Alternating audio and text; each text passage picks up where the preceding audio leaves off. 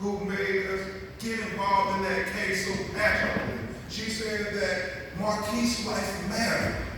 His children need to know that somebody stood up for justice, that somebody stood their ground for Marquise McLaughlin.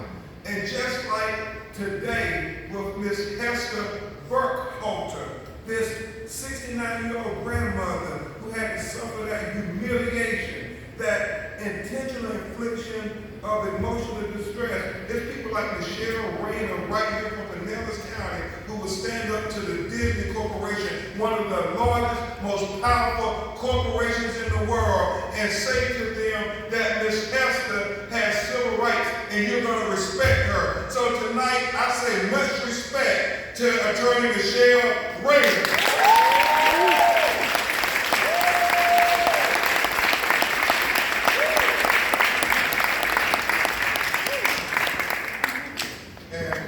To your president, Miller, I'm so very honored for the invitation to be with you this evening, and certainly to your president-elect Harper.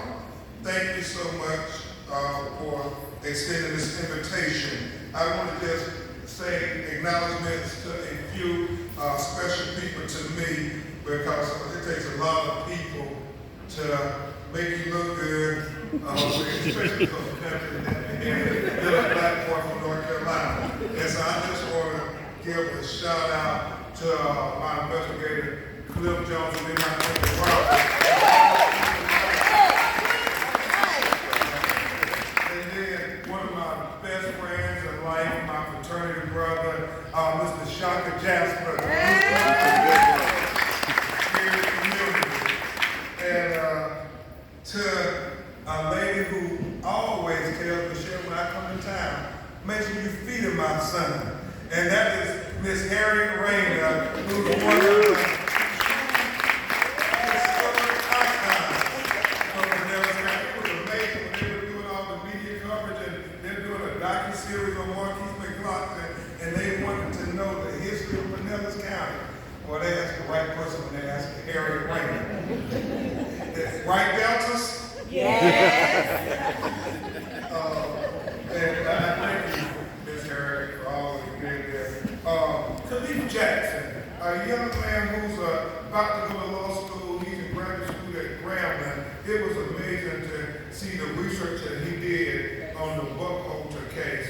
And I look at you and I see the future. And Khalif, the future is bright, man. Yeah. So keep doing what you're doing.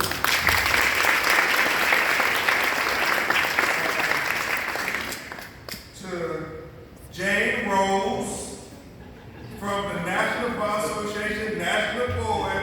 Give it up for Tampa's Jane Rose.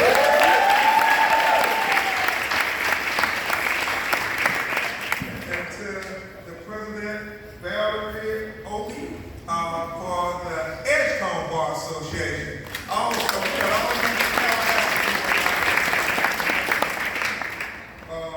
and then I want to acknowledge she had to leave. I want to acknowledge Ms. Felton Howard. Thank you so much. And Honorable Darrell Roussan, who one of my frat brothers who I've known for years fighting up in the legislature for our rights. So y'all make sure y'all tell Senator Roussan that Crump said he's appreciated. And then last but not least, my dear friend and truly a mentor of sorts. When I was a little 18-year-old kid and I came to Florida State University, rough around the edges, speaking country, trying to find my way on this big college campus called Florida State University. There was this smooth brother who was a few years older than us. I think he was in his first year of law school when I got there, maybe his last year at Florida State. But he had been the president of the Black Student Union at Florida State, and he was going to law school. And he had done things that I had endeavored to do.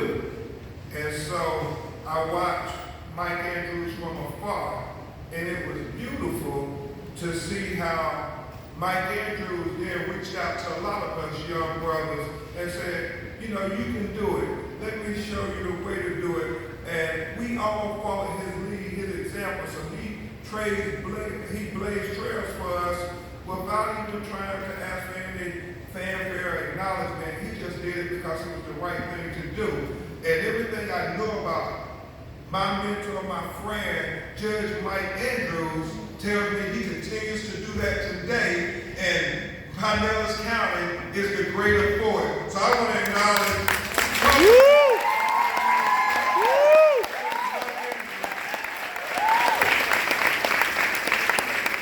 Thank you, Mike.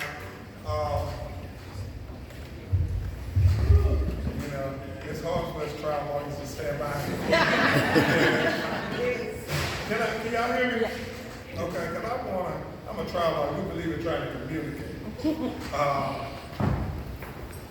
Today, I come to you as the 73rd president of the National Bar Association, representing lawyers, judges, and legal professionals of color, the largest association of such in America and beyond, representing our clients, our constituencies, and our communities. And I'm so very proud for what we stand for, because we did not forget the lessons of Dr. Martin Luther King. So I want to borrow just a few minutes, Madam President, of your time at the Minnis Bar Association, and to Mr. Minnis's legacy. Man, you make us proud. You make your grandfather proud.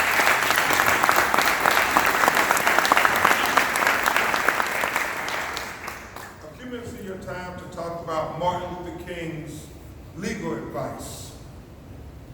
You see, Martin Luther King, in his letter from the Birmingham jail,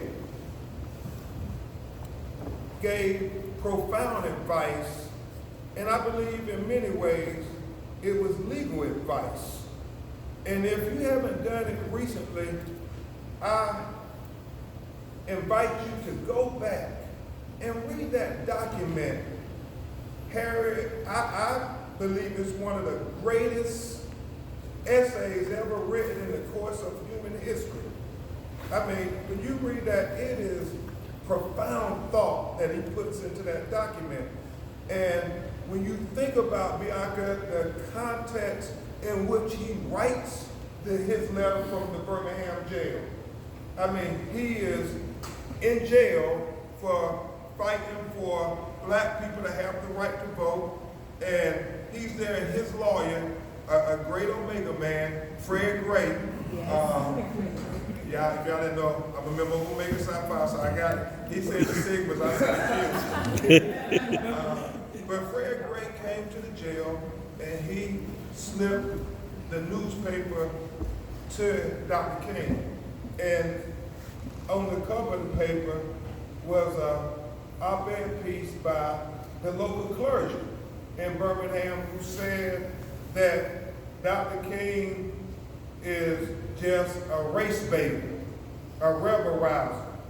He needs to just go on back where he came from and stop causing trouble. Why can't he wait on the law to take effect and give patience versus giving violence? And so Dr. King took it all in, and then while he was in the jail, he started to write a response on the margins of the newspaper, the one front cover that his lawyer has slipped to him in the jail. And he kept writing. He ran out of margins, and then he started to write on the toilet paper that was in the jail, as Fred Abernathy, Reverend Abernathy, his partner, talks about. And then after he ran out of that toilet paper, Attorney Gray was able to slip him one other sheet of paper. And he was a profound thinker. He's getting his thoughts out to these people criticizing him, because he wants to let them know that he accepts their criticism, but he would like to respectfully disagree with their criticism. And he writes this letter from the Birmingham jail. And when you read that letter, and you get down to about the 13th paragraph, that's when he really is not just talking to these clergymen, but I believe he's talking to all of us. Everybody kind of gets stuck up in the first paragraph when he says, injustice anywhere is a threat to justice everywhere. But I submit to you, ladies and gentlemen of this jury, that the crux of what Dr. King is saying is really when he gets to that 13th paragraph, and he says that we as moral-minded people have an obligation to impose injustice when we see it.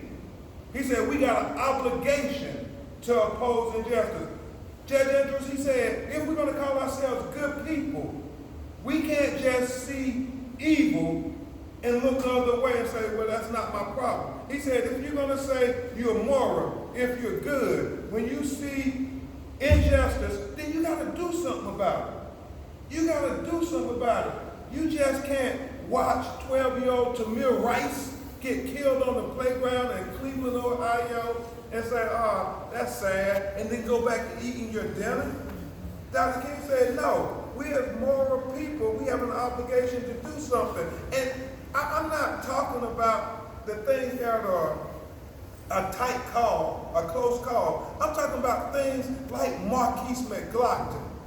I'm talking about injustices like DeLuca Road down in Fort Lauderdale. I don't know how many of you here in Pinellas County saw the video where the Broward County Sheriff's deputy came in a crowd of 200 high school students and then took this little boy who the video clearly shows did absolutely nothing wrong besides try to pick up a telephone. He pepper sprayed him.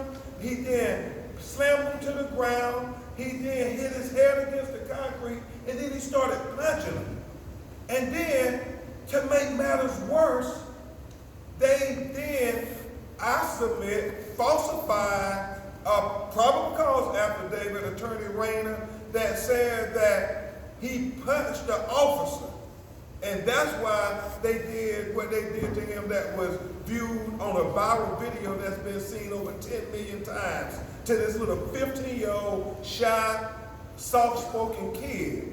But it was that kind of injustice that Dr. King said we have an obligation to speak truth to power to. And he talked about this notion, as we deal with every day as civil rights lawyers and lawyers fighting for our community, that they have these technical justifications where I call it the intellectual justification of discrimination, where you see these videos, whether it's Eric Garner getting choked in New York, and it's right there on video.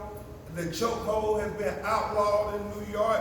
It's clearly a violation of the law, but yet they go to these secret grand jury proceedings and they go back in a room and they do stuff, and then they come out and they say, well, technically, the police didn't violate any policy or procedure, or as the U.S. Supreme Court said in Graham v. Connor or Tennessee v. Gardner, we can't second guess the police when they shoot an unarmed black or brown person like Alton Sterling in Baton Rouge, Louisiana, or Philando Castile in Minneapolis, Minnesota, or Terrence Crutcher, who had his hands up on video in broad daylight, walking backwards, not posing a fear to anybody, and the policewoman who had 2 police officers walking with her and 2 in a helicopter up above still felt the need to shoot and kill Terrence Crutcher, and then said she was in fear of her life. And the law said, well,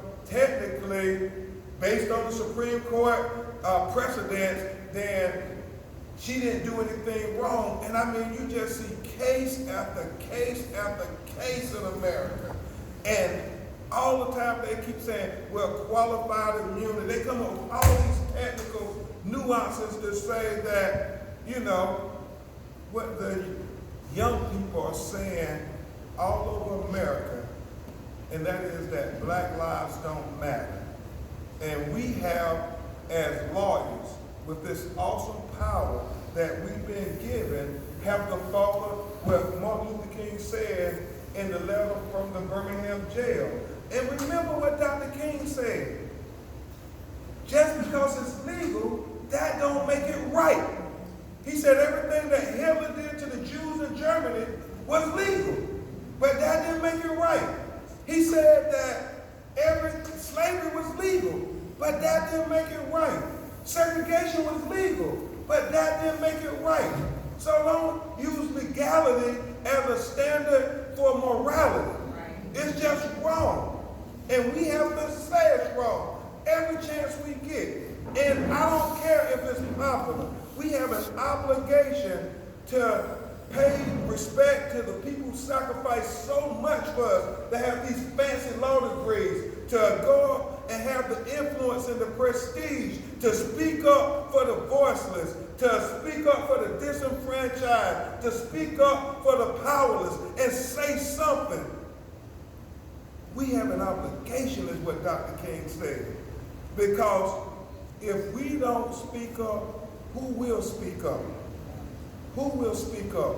And as I think about it, Khalid, it is terrible. It is horrific how Trayvon Martin was killed. It is horrific how Michael Brown was killed in Ferguson, Missouri, when all the 11 witnesses said he had his hands up. And how he laid on the ground, bleeding from his head, with a whole community of black people behind a police tape and dogs in 2014. And it was terrible how they killed 12-year-old Tamir Rice. It was terrible how they killed Sandra Bland. It was terrible how they killed Stephon Clark in his grandmother's backyard. Shot him 8 times. All he had was a cell phone, and every day that Miss Sequita, his grandmother, wakes up, she looks out her backyard and she sees the scene of the execution, the crime scene where her grandson was murdered. And I digress just for a second, Cliff, because it's just baffling to me, y'all. It's just baffling to me how a young black or brown person and Chulo Vega, who will represent Michelle up in Connecticut, I mean, when you see these videos of how they're killing black and brown unarmed people, it's baffling how a minority person can't make a move or anything without a police officer feeling in fear of their life, and they say, oh, I shoot first and I ask questions later. But yet, when you have young white men who are confirmed mass murderers, confirmed mass murderers, like in Parkland, Florida, where I went to high school at, a young white man can walk into a school, shoot 34 people, killing 17 of them. The police follow him for hours, but yet they take him alive. And then the Waffle House shooting, Michelle, the guy shoots 7 people in the Waffle House, 4 of them die. The police follow him into the woods. They follow him into the woods in James. All of them come out alive. Can you imagine a young black man accused of killing somebody and the police him in the woods?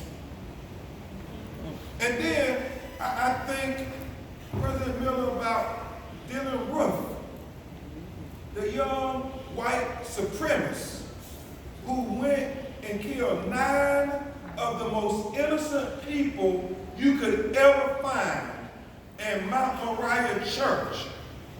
And what did he say in the interview?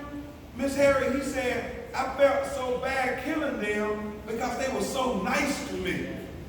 The police follow him across state lines. They not only take him alive, but then they take him to Burger King to get a burger and fries on the way to jail, where I can give you countless of young black men, young Hispanic men who they have killed and they were completely unarmed, hadn't done anything to anybody. And I know Cliff Jones, my investigator, challenged me because sometimes your investigators, they just as smart as the lawyers, they just ain't got the law degree. I know he gonna pat me on the back for that. But Judge Cliff said something I thought was profound. Cliff said,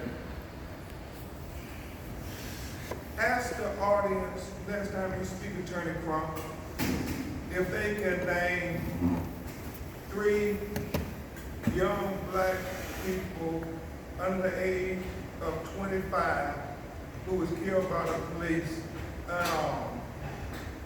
who we know them as hashtags now. And when you think about it, you can think of a dozen just like that. I mean, just like that. Then Cliff said, ask the audience to name 3 white people under the age of 25 who was unarmed. And then he even said today, even who were armed. And name them if the police has killed them. I'll wait. Because he made a deep point when you think about what Dr. King was saying. We have a moral obligation. When we see an injustice, you have to do something about it. But back to my point, before I digress, just to point out that what I believe is clearly intellectual justification of discrimination, because the laws, and I'm a lawyer, I'm part of the system too, I'm an officer of the court. We gotta do better because the children are watching. And one thing I know is you can fool a fool, you can con a con, but you can't kill a kid. And they all watching, and when you say our lives matter, but they see over and over and over again, people killing us, whether it's stand your ground, whether it's the people who are supposed to protect and serve us, they're killing us, but yet nobody is hardly ever held accountable. Then they're saying, do our lives really matter? Do our lives really matter, America? And then, when you think about how bad it was, all those names I said, how bad, how horrible it was, how Trayvon and all those others got killed, I submit to you that it is far worse. Jane, it is far worse. How they kill our children every day in courtrooms in every city, in every state, all over America.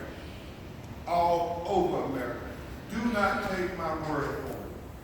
Don't take Michelle Rayner's word for it, or any of the other fine criminal defense lawyers working in the courts in the United States. Go in the courtroom and sit in the back of the courtroom and watch for yourself. Just watch for yourself. How you see little white boys and little white girls, and you see little black boys, little black girls, little brown boys, little black girls. They come in the courtroom and they have similar fact patterns. Similar fact patterns.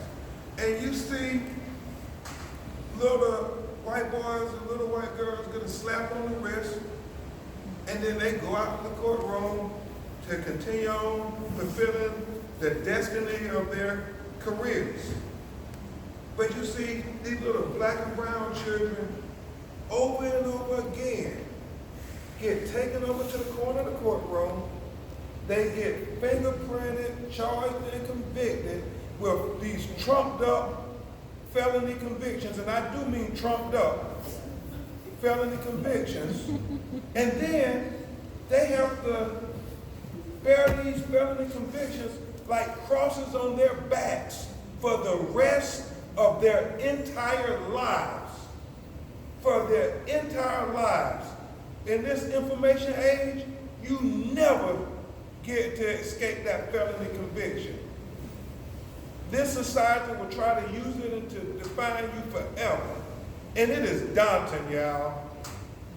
It is daunting to be a young minority in America with a felony conviction and try to live a constructive life and keep a roof over your family's head and keep food on the table, keep the lights on. It becomes daunting because everything that these young people could do, society and this racist criminal justice system starts saying you can't do it.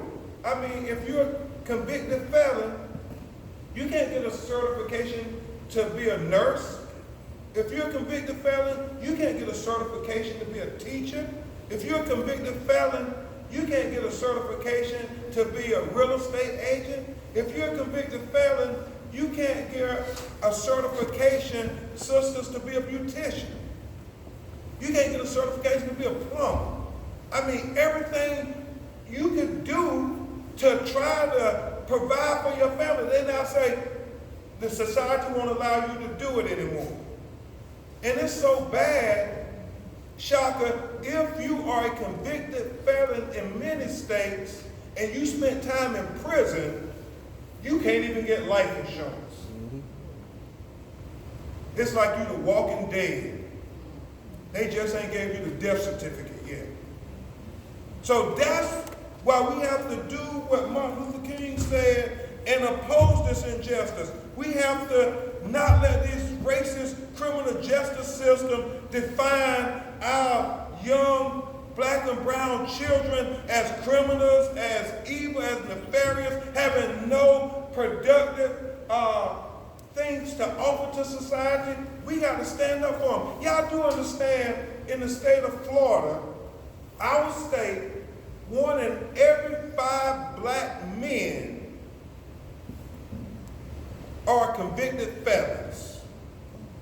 And the statistics say if that trend continues, in the next 20 to 25 years, 1 out of every 3 black men in Florida would be convicted felons. I understand, and the Latino community is also stark statistics like that, and I don't think Florida is exclusive. I think this is in many states all across America. So we have an obligation.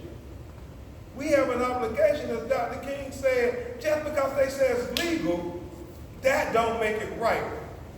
I mean, that don't make it right. I say this, and I'm going to try to start wrapping up because my heart is heavy. My heart is really heavy at this moment.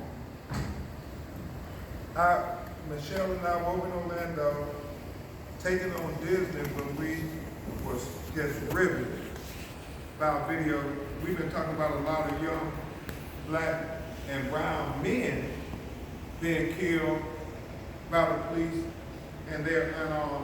but you all, if you don't know it already, are going to learn the name of an African American woman who is named Pamela Turner in Houston, Texas. There's a video that is going all around the national news and all around social media where for inexplicable reasons. And the video is so hard to watch. She is approached by the police officer. It's at night. And she said, "Why you bother me? I'm just going home. I'm just going home." And you watch that video, and she says, "Don't bother me. I'm pregnant. Don't pull on me. I'm pregnant." And the police tases her. And then there's a struggle ensues. He claims that she gets hold of the taser, and you see on the video, and it is just shocking. He pulls his gun out, and while she's on the ground, he shoots her 5 times. I mean, on the ground, dead. And I'm like, oh my God. And so when Michelle and Cliff and I get this phone call to go to Houston, I'm thinking to myself, America, we can't condone this. We can't justify this. We cannot allow this police officer to kill this unarmed black woman, shoot her 5 times. A pregnant woman who says she's pregnant, I don't know if she's pregnant, but just if she says she's pregnant, isn't there some law, Michelle, that you're not supposed to tase pregnant women? And so he disregards that, and then he shoots her 5 times. And so, y'all, it is so deep that we all in this room, we have to do something. And I'm not saying everybody has to get on the front line with Michelle and us and with the Black Lives Matter kids, but you have an obligation to do something. Whether it's write the letter to the editor in your newspaper, go down to city council meeting and say, I want to know the statistics of how many people are we sending to jail based on, we want the demographics of it. We want to see how many children are you direct filing as adults. You know, we got to use these law degrees for something more than just to enrich ourselves. We got an obligation to go start mentoring children. Say, I might can't save all of them, but I can save this one.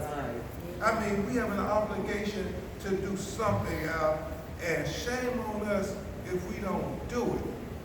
I mean, Dr. King said that the coward asked the question, is it safe? He said expediency. Michelle asked the question, is it politically correct? He said, oh, vanity comes along and asks the question, is it popular? But Judge Andrews, Dr. King said, then conscience comes along and asks the question, is it right?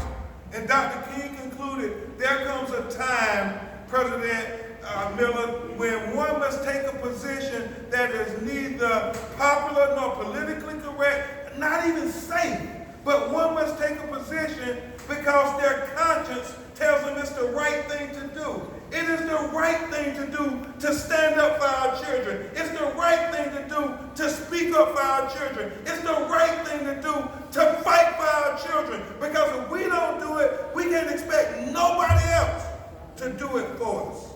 And so I'm pleading with you, Minnis Bar Association, follow Dr. King's edit that we as moral people have an obligation to oppose injustice when we see it.